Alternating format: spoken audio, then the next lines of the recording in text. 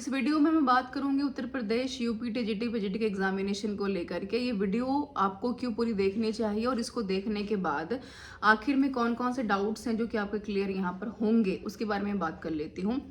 सबसे पहले UP TGT PGT का एग्जामिनेशन कब तक हो सकता है और आयोग इसका कैलेंडर कब तक जारी कर सकता है, पहला। दूसरा, अगर मैं बात करूं तो उत्तर प्रदेश टीजीटी और पीजीटी के सिलेबस वाले पार्ट के ऊपर कितना आपको फोकस करना और क्या पढ़ना है। ये बहुत इंपॉर्टेंट क्वेश्चन बहुत सारे बच्चों ने मुझसे पूछा है, तो इसके ऊपर ज़रूर चर्चा करूंगी। और एक सवाल जो काफ़ी इंपॉर्टेंट है, इसलिए नहीं कि इस पेपर में जो कैंडिडेट्स हैं जिन्होंने पहले फॉर्म भरा है उनको मौका मिलेगा, इसके बारे में हम बात करने वाले हैं बजाय कि 2025 में वो जो उत्तर प्रदेश टीजीटी पीजीटी आने वाला है उसमें कितनी सीट्स आने की संभावना है और किन स्टूडेंट्स को मौका यहाँ पर मिल सकता है। तो ज़रूरी सवाल है ना। तो एक ही करके चर्चा कर लेते हैं। आप सबको ध्यान में होगा कि उत्तर प्रदेश टीजीटी पीजीटी की जो आयोग द्वारा एक रैंडम नोटिफिकेशन करके डेट निकाली गई थी पेपर करवा लेने के लिए, वो दिसंबर और जनवरी का जो हमारा महीना था उसमें करवाने की बात रखी गई थी। अब कुछ कारणों की वजह से ये बातें सामने आई हैं, सोर्सेज के माध्यम से कहें कि पेपर जो है कम से कम 20 जनवरी से पहले तो नहीं होने जा रहा है। वो बहुत सारे रीजंस हैं, या कहेंगे सेंटर खाली नहीं है, या फिर हमारे पास इतने पर्याप्त संसाधन नहीं है, या कहें कि बीच में ऐसे एग्जामिनेशंस भी हैं। अगर मैं मोटा मोटा बात करूँ तो अभी जनवरी में 1 जनवरी से लेकर के 20 जनवरी तक का जो टाइम पीरियड है उसमें यूजीसी नेट का पेपर होने वाला है ना। उसमें बहुत सारी चीज़ें हैं। तो वैकेंसीज जब टीचिंग की आती हैं तो एक ही पेपर में रैंडम जो है वैकेंसीज में numbers of the candidates appear होते हैं। तो एक तो ये बहुत बड़ा कारण है ही, है ना। तो अप्रैल का जो आपका मंथ है वो आपके लिए काफ़ी इंपॉर्टेंट होने वाला है, जिसमें कि आप अपने यूपी टीजीटी पीजीटी का एग्जामिनेशन कंडक्ट होता हुआ देखेंगे।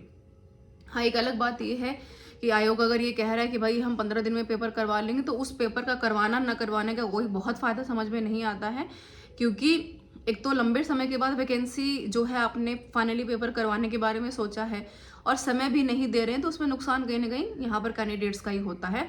तो एक अच्छी बात यहाँ पर हम कह सकते हैं कि पेपर जो है करवाने के साथ साथ यहाँ पर आपको समय पर्याप्त दिया जा रहा है, जहाँ पर आप प्रिपरेशन को एक अलग बूस्ट कर पाएंगे और साथ में प्रिपरेशन को बूस्ट करने के साथ साथ एक अलग जो है अपना जो कॉन्फिडेंस लेवल है उसको अचीव कर पाएंगे। तो ये बहुत अच्छी खबर हमारे लिए इन शॉर्ट कह सकते हैं, है ना। दूसरी, आपका जो यूपी टीजीटी पीजीटी का जो सिलेबस वाला सेक्शन है उसमें आपका जो पूछा गया है सब्जेक्ट कंसर्न वाला, है ना। उदाहरण के तौर पर यदि आपने संस्कृत में, ज्योग्राफी में, हिस्ट्री में, हिंदी में, है ना, अगर आपने फॉर्म बिल्कुल भरा है तो आपसे जो आपका पेपर है केवल उसी से जुड़े हुए सवाल पूछेंगे। कोई यहाँ पर आपसे करंट अफेयर या फिर कहें कि जनरल अवेयरनेस या फिर जनरल नॉलेज या फिर कोई रीजनिंग मैथ्स तो पूछने नहीं जा रहे हैं। तो आपको ये बात क्लैरिटी के साथ समझनी पड़ेगी कि जितना बेहतर तरीके से आप एनसीईआरटी के किताबों के बारे में, जो कि सवाल का जवाब मैं यहाँ पर दे रही हूँ, आपको क्या पढ़ना है बेसिक अगर मैं बात करूँ तो आपने अपने ग्रेजुएशन में, मास्टर्स में जो पढ़ा है वो तो है ही एक अच्छी बात, लेकिन बेसिक्स को क्लियर करना बहुत ज़रूरी हो जाएगा एनसीईआरटी को पढ़ना आपके लिए।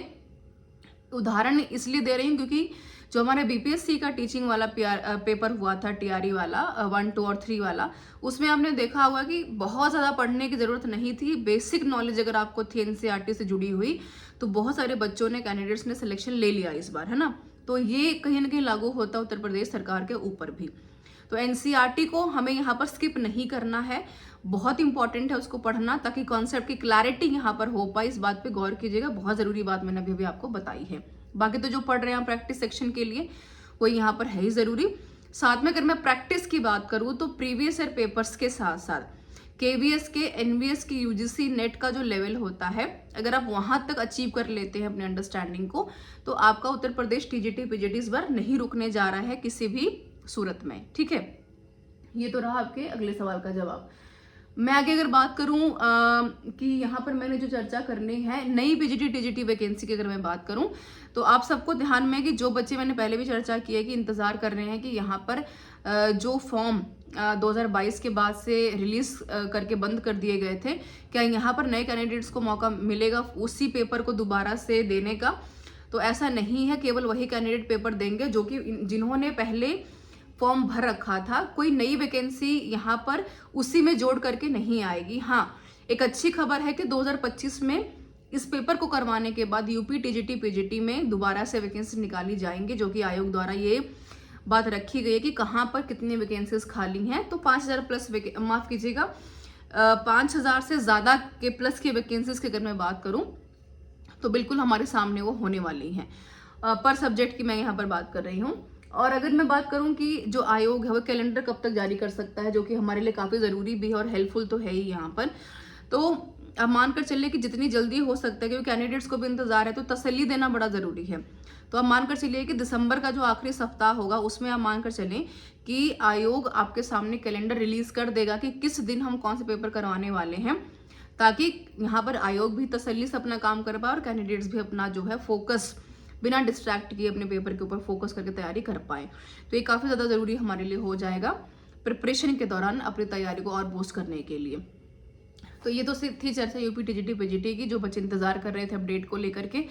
साथ में अगर मैं कहूँ प्रैक्टिस वाला सेक्शन की बात, तो बीट द कॉम्पिटिशन जिसका लिंक डिस्क्रिप्शन बॉक्स में अगर आपने वो देखा होगा, तो उसके नीचे आपको लिंक में बहुत सारे टेलीग्राम के ऐप का लिंक अवेलेबल है, जहाँ पर जाकर के आप पॉलिटी का, ज्योग्राफी का, हिस्ट्री का, हिंदी का, इंग्लिश का बहुत सारा ऐसा प्रैक्टिस सेट्स अवेलेबल है। और साथ में कंटेंट, बहुत सारा क्वालिटी कंटेंट अवेलेबल है, जिससे कि आप अपनी प्रैक्टिस को काफ़ी ज़्यादा बेहतर बना पाएंगे। विद एक्सप्लेनेशन पढ़ करके अपने नॉलेज को और ज़्यादा ब्रशअप कर पाएंगे। तो उसको एक बार देख लीजिए। साथ में फिर भी अगर आप चाहते हैं कि कोई अदर नॉलेज, कोई अदर चीज़ आपको ऐड ऑन करने की ज़रूरत पड़ेगी ऐप के माध्यम से, तो हम वहाँ पर आपको अवेलेबल करा देंगे। हमें बताइए कि आपको और किन किन चीज़ों की आवश्यकता है। लेकिन एक चीज़ जो मैं यहाँ पर कहना चाहूँगी, यूपी टीजीटी पीजीटी एक बहुत अच्छी अपॉर्चुनिटी हमारे सामने है। तो इस अपॉर्चुनिटी को ये सोच करके मत गवाइए कि पेपर होगा नहीं होगा, आयोग क्या कर रहा है नहीं कर रहा है, क्योंकि हमें नहीं पता है कि यहाँ पर आयोग कब एक्टिवली बिहेव करे और मात्र एक हफ्ते में आपके पेपर होकर के ख़त्म हो जाएंगे और हमें पता भी नहीं चलेगा। तो जो समय आपको दे दिया गया है उसका सदुपयोग कीजिए, मैक्सिमम पढ़ाई कीजिए, बिकॉज यूजीसी नेट का पेपर है, फिर आपके सामने यूपी टीजीटी पीजीटी है, बिहार का पेपर होगा, और अगर अच्छी चीज़ें रहीं 25 में तो केबीएस की वैकेंसी भी आपके सामने जल्दी आने वाली है।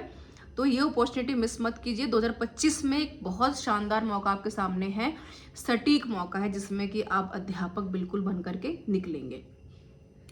Any suggestion, any comment, don't forget to ask in the comment box. मिलते हैं नेक्स्ट वीडियो में कुछ यूजफुल कंटेंट के साथ।